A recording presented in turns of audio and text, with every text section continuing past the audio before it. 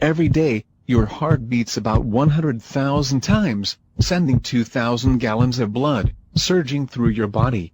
Although it's no bigger than your fist, your heart has the mighty job of keeping the blood flowing through 60,000 miles of blood vessels that feed your organs and tissues. Food, water and oxygen are essential for the existence of human life.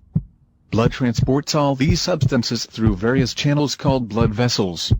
Blood vessels involves arteries, veins, capillaries.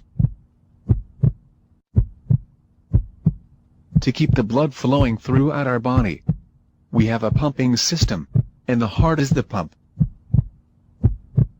which is composed of muscle that pumps blood throughout the body, beating approximately 72 times per minute of our lives. The human heart has 4 chambers: the right atrium, the left atrium, the right ventricle, and the left ventricle.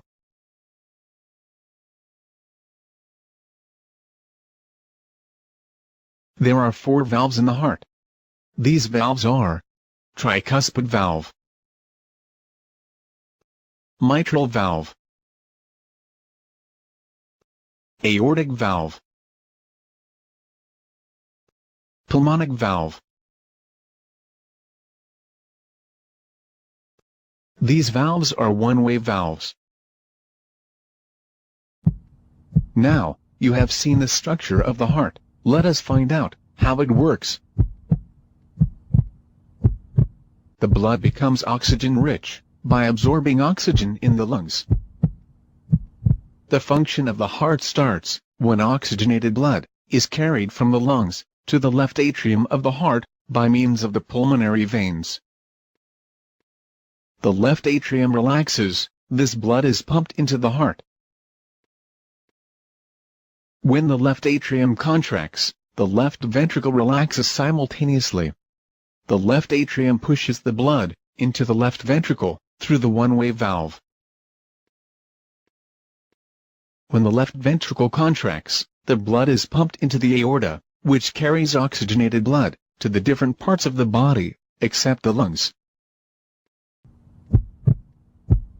Oxygenated blood reaches the different parts of the body through the blood vessels called the arteries.